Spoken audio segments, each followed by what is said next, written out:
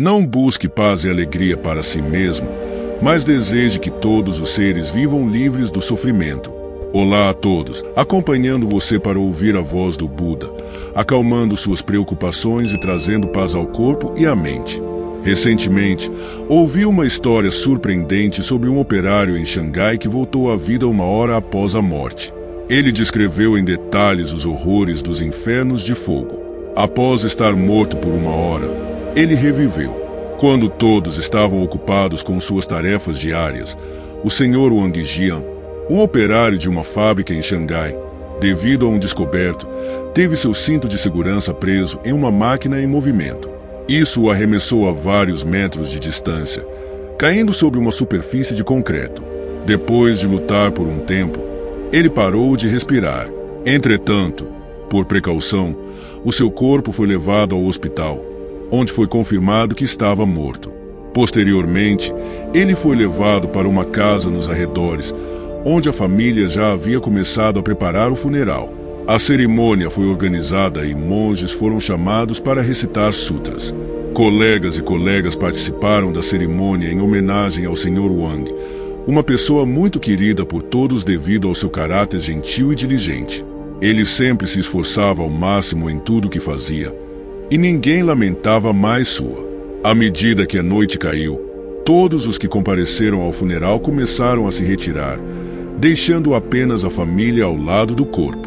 Enquanto a esposa do Sr. Wang estava imersa em tristeza, ela de repente disse: "Por favor, acalmem-se, ouvi algo." Virando-se em direção à janela escura, ela pretendia ouvir melhor. A noite estava avançada e, além do som do vento, não havia outro ruído. "Isso é estranho", pensou ela. "Será que ouvi errado por causa da dor no meu coração?" Ela duvidava de si mesma, até que outros familiares também ouviam. Não nos enganamos. O som veio de dentro da sala. Então, todos soltaram um grito de espanto. Para o choque de todos, o falecido Sr. Wang começou a se mover, esticando as mãos como se estivesse bocejando. Ele tinha escapado das garras da morte e estava completamente vivo novamente. Isso aconteceu no dia 9 de setembro de 1974, e a alegria tomou conta de todos. A notícia de sua ascensão rapidamente se deu por toda a cidade de Xangai, e muitas pessoas, movidas pela curiosidade, foram até ele para. Wang Jian, ainda pálido e visivelmente abalado, relatou que havia experimentado no mundo dos mortos uma memória que estava fresca em sua mente. A seguir, está o que ele viu após a morte. Ele se viu em um lugar completamente estranho, sem saber onde estava. Sentindo dor por todo o corpo, ele tentou se levantar e se reunir. "Tem alguém aqui? Por favor, me ajudem." Mas, apesar de seus gritos, não houve resposta. À medida que a temperatura ao seu redor aumentava, ele pensou: "Se eu não sair daqui, vou morrer queimado neste calor infernal. Nunca imaginei que morreria num deserto tão escaldante." Enquanto estava envolto em pensamentos e agonia, sentia algo tocando, levantando suas costas pesadas. Ele viu um velho coberto com um manto branco. "Quem é você?" disse Wang Jian, curioso sobre a identidade daquele homem misterioso. Contudo, o velho apenas olhou para ele e ficou em silêncio. Ele ignorou as perguntas de Wang, deixando-o ainda mais confuso sobre a presença daquele homem em meio ao deserto. Incrivelmente, a dor que Wang Jian sentiu por todo o corpo desapare.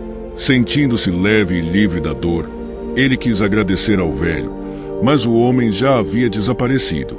Wang Jian acreditava que aquele velho poderia ser uma manifestação do Buda enviada para salvá-lo. Agora revigorado, ele continua caminhando pelo deserto sem encontrar obstáculos.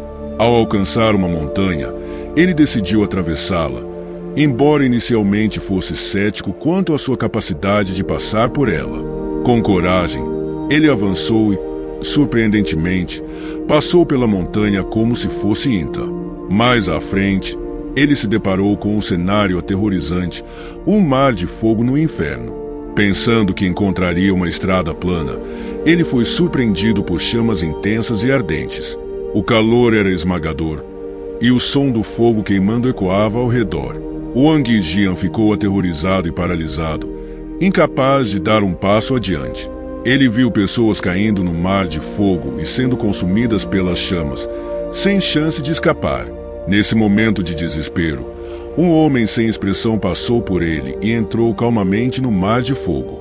Observando com mais atenção, Wang percebeu que havia uma ponte estreita atravessando o mar de fogo, a única rota de fuga. Pessoas caminhavam lentamente sobre a ponte, tentando proteger seus corpos das chamas, mas muitos caíram no fogo, vítimas da destruição. Embora a chance de sobreviver fosse mínima, Wang Jian decidiu tentar atravessar a ponte estreita, pois era a única esperança de escapar do inferno. Ele correu o mais rápido que pôde, ignorando as chamas que queimavam sua pele e cabelo.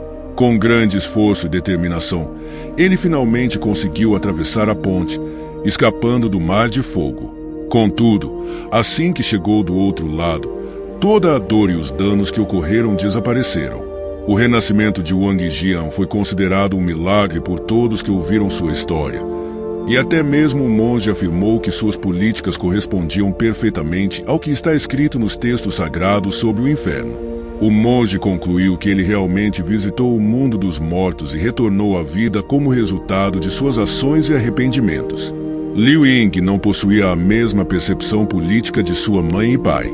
O excesso de tristeza e susto fez com que Liu Ying adoecesse gravemente e ficasse de cama, incapaz de se recuperar.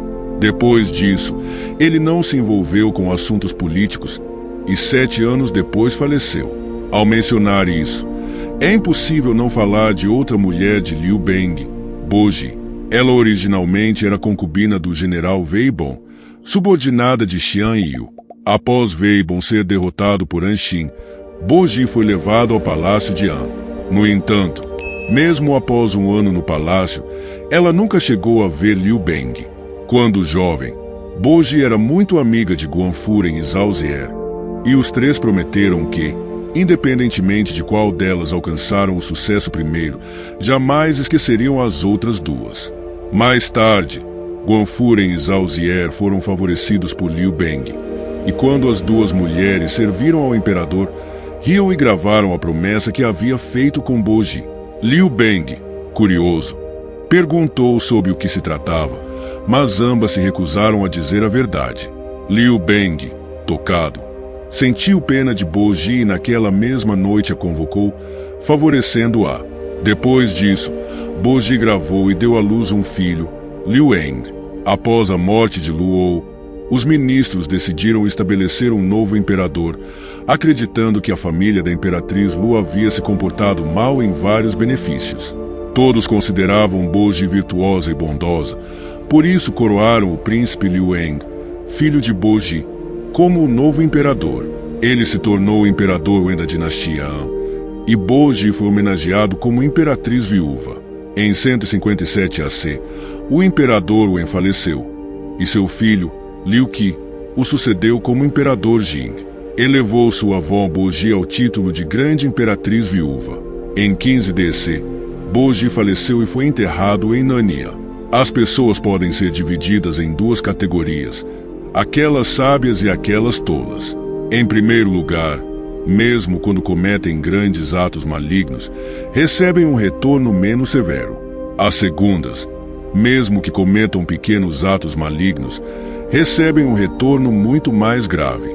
Um exemplo de sabedoria e tolice pode ser encontrado nas escrituras, como o famoso criminoso da antiga Índia, Yuan Jiemolu, que cometeu significativos atos ocultos. Posteriormente, foi iluminado e tornou-se discípulo de Buda, alcançando o status de Alyai, eventualmente, tornando-se um santo. Ele é o exemplo vivo da expressão colocar a espada de lado e alcançar a iluminação. Segundo a teoria de Buda, Yuan Jiemolu tinha raízes sábias, o que fez com que seus muitos pecados fossem resolvidos de forma relativamente éi. Uma jovem ouviu uma voz em seu sonho dizendo que, assim que terminasse com seu namorado atual, eles poderiam capturá-la. Quando foi ao hospital fazer um exame, as palavras do médico deixaram arrasadas. O que exatamente aconteceu? Vamos ouvir o relato de um seguidor budista. Hoje contaremos a história do destino desastroso de amor de umas 7 irmãs fada. Yuan era meu colega de escola primária. Ela se transferiu para nossa turma no 3º ano, usando um vestido branco e uma gravata vermelha, e subiu ao palco para se apresentar. Olá, meu nome é Shen Yuan, disse ela em voz alta. Todos os alunos ao redor responderam a fazer perguntas, curiosos sobre a nova aluna. Seus grandes olhos claros e o vestido branco me fizeram concordar firmemente que ela poderia ser uma das 7 irmãs fadas, e nos tornamos boas. Mais tarde, Yuan me contou em segredo que seu pai queria um irmãozinho. Por isso adotou tantos filhos. Como sua tia e tio não puderam ter filhos, decidimos adotá-la. Devido ao ambiente familiar único, seus pais adotivos a mimaram muito, o que a fez desenvolver uma personalidade temperamental e teimosa. Uma vez, quando seus pais adotivos a repreenderam, ela ameaçou ir embora. Achando que era apenas uma bravata, seus pais ignoraram a ameaça, mas ela realmente ingeriu veneno de rato. Felizmente, a quantidade não foi suficiente para causar danos graves. Em outra ocasião, após a escola, ela fugiu de casa para tentar encontrar seus pais biológicos, mas foi encontrada depois de uma busca feita pela escola e familiares. Pouco tempo depois, foi enviado de volta para seus pais biológicos e limitados de. Só voltamos a nos ver quando ingressamos na mesma escola secundária. Uma antiga fada encantadora havia se transformado em uma jovem bela e elegante. Yuan começou a se apaixonar por um colega de classe, um garoto de óculos que se parecia muito com o personagem de Bae Yong-joon na série Sonata de Inverno. Ele foi excelente em seus estudos, mas essa história de amor colegial acabou arruinando seu desempenho escolar, resultando em uma nota baixa no exame vestibular. Yuan acabou indo para uma universidade de menor prestígio em sua cidade natal, onde sempre era cortejada por muitos rapazes. O que mais impressionou foi o presidente do Grêmio Estudantil, um jovem carismático e dedicado.